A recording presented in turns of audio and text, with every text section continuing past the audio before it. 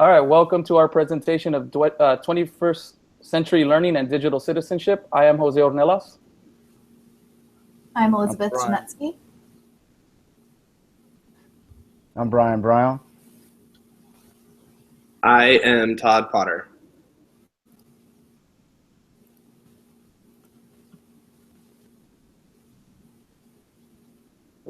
Sorry, guys. There we go. So first we have digital access and digital commerce. And with digital access, it's the full electronic participation in all society, which everybody should have the opportunity to engage in free internet. A common term, though, when people don't have free internet, it's a digital divide. And this is when people aren't have the access to internet. Now with digital commerce, this is the buying and selling of goods and services using the internet or your mobile phone or through various companies and businesses like PayPal, use your MasterCard or Visa, Amazon, eBay, things of that nature. And that's how digital commerce is used when we buy goods and services through electronic devices. So next we have Elizabeth with and digital literacy. So the third element of digital citizenship is communication, and otherwise known as the electronic exchange of information. And our options for communicating with one another have increased dramatically with the new technological advances. For example, we have email, text messaging, and even video chatting. And our horizons have expanded for communication, so we can communicate with virtually anyone in the world. However, with privilege comes responsibility. So as digital citizens, we must be able to effectively and appropriately use technology to communicate. The fourth element, digital literacy, is the process of teaching and learning about technology and how to use it. New technologies emerge constantly, so we must show that we are competent in basic skills such as typing and finding information, as well as adapting to new technologies as they appear. The fifth element is digital etiquette, which refers to the electronic standards of conduct and procedure, netiquette or acceptable use. You want to keep in mind that your behavior online should mimic your professional and school behavior. You shouldn't send an email, text, or text that you don't feel comfortable saying to someone face to face. So we want to refer to the fact that using technology with the minimal negative impact on others is important, such as using phones in movie theaters or music too loudly in public. Using technology when contextually appropriate, cell phones when allowed in class, limited during tests or during meetings, and make sure you have respect online. You shouldn't be engaging in any type of cyberbullying or inappropriate language. Making sure that you know the rules of communication in group chats or social networking circles. For example, all caps means you're yelling. The sixth element is digital law. This is the electronic responsibility for actions and deeds.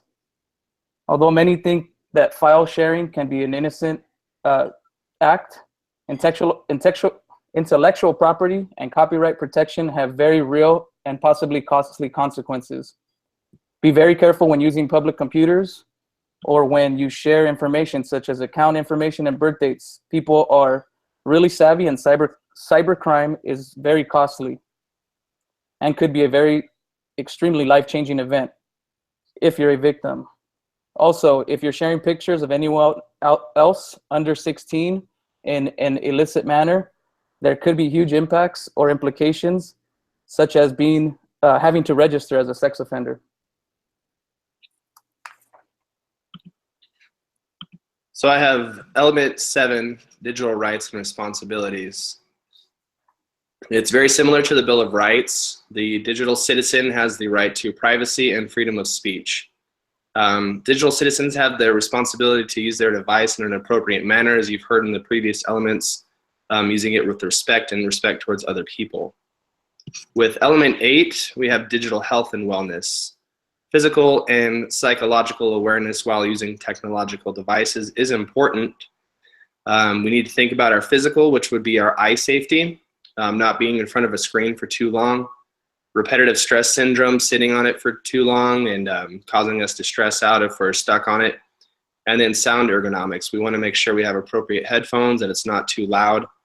Then we think about the psychological aspect when we have online bullying or inappropriate websites that can pop up or we visit by accident. Element 9 would be digital security. We need to take precautions for our electronics to guarantee safety.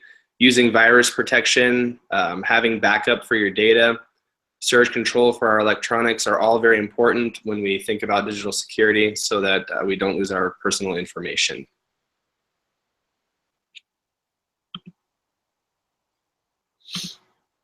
Up next, we talk about the 21st century themes, the content knowledge. It encompasses life and career skills, learning and innovation skills, and information, media and technology skills.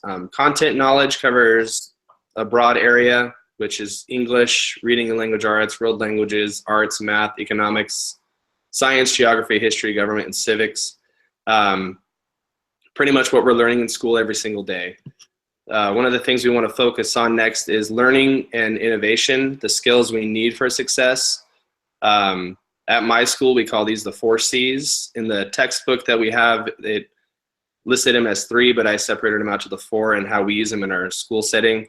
It's creativity and innovation, critical thinking and problem solving, communication, and then collaboration. Just at a personal note, in our classroom or our school setting, we do collab every Wednesday, and our administration looks for these 4 C's in our everyday curriculum. So I'm going to be covering information, media, and technology skills. Today we live in a technology and media environment, heavily infused environment, where access to an abundance of information, rapid changes in technology tools, and the ability to collaborate and make individual contributions is on an unprecedented scale. There are 3 main components: information literacy, media literacy, and technology skills. In terms of information literacy, we need to be able to evaluate information critically and competently and manage the flow of information from a wide variety of sources. In terms of media literacy, we need to be able to analyze and create media products, understanding how and why media messages are constructed and for what purposes, and how media can influence beliefs and behaviors. We need to also understand and utilize the most appropriate media creation tools. Lastly, in terms of technology skills, we need to be able to research, organize, and evaluate the way we communicate information and use digital technologies such as computers, personal devices, and media players appropriately. Lastly, we have our life and career skills. They are separated into 5 components: flexibility and adaptability, initiative and self-direction, social and cross-cultural skills, productivity and accountability, and leadership and responsibility. In terms of flexibility and adaptability, we need to be able to have our students incorporate feedback effectively, deal with positive praise, setbacks, and criticism. In terms of initiative and self-direction, we need to be able to have our students set goals that are tangible and intangible across success criteria, monitor, define, and prioritize tasks without direct oversight, and be able to work independently and be self-directed learners.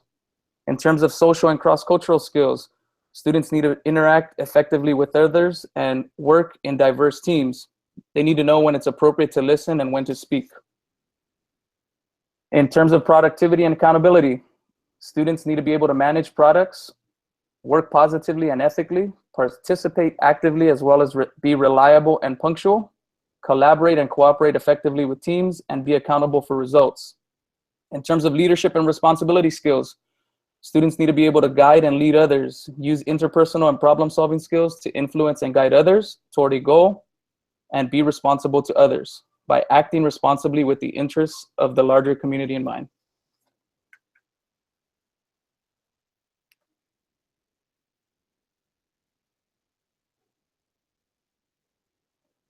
Hello?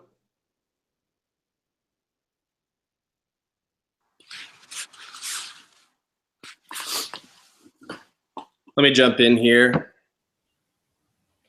The 21st Sorry about that. 1 second. century standards.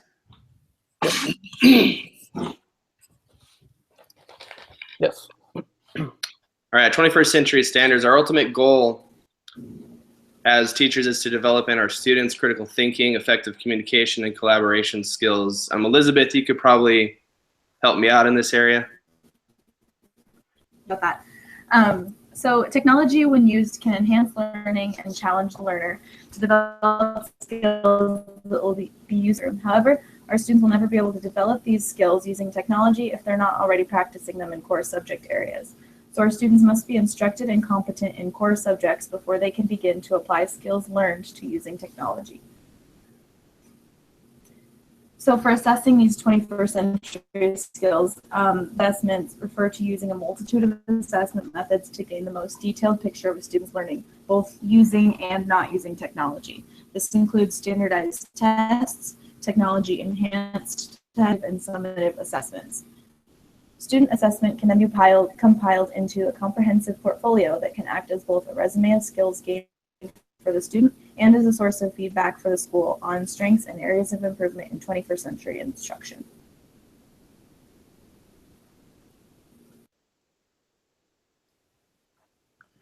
And now we have 21st century curriculum and instruction. And curriculum instruction, they're pretty much the same in our curriculum instruction, but kind of different.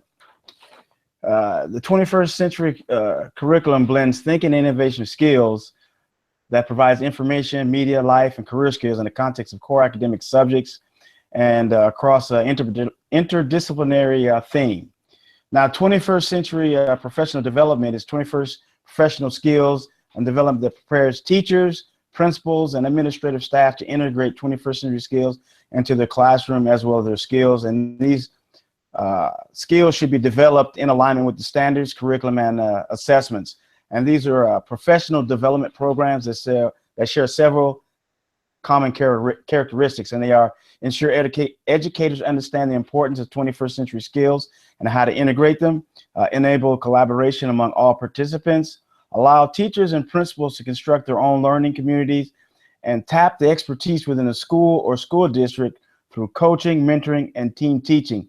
Support educators in their role and facilitators in their learning, and use 21st century tools in all the academic areas that they use. Now, 21st century learning environments. There's 21st learning environments are to support systems that organize in conditions in which humans learn best. And basically this put your students in a situation where they'll learn best using the technologies that are offered to them. And it also creates learning practices, human support, and physical environments that will support the teaching and learning of the 21st century skill outcomes. Support systems consist of learning communities that enable educators to collaborate and share best practices to integrate these skills. They also support professionals that enable students to learn in relevant, real-world 21st century contexts, for example, through project-based or other applied work areas. It also allows equitable access to quality learning tools, technology, and resources, and also provides best 21st century architectural interior designs for groups, teams, and individual learning. And I just covered the 21st century curriculum and instruction, 21st century career professional development, and 21st century learning environments. So here's a list of some of the resources that we used for our presentation.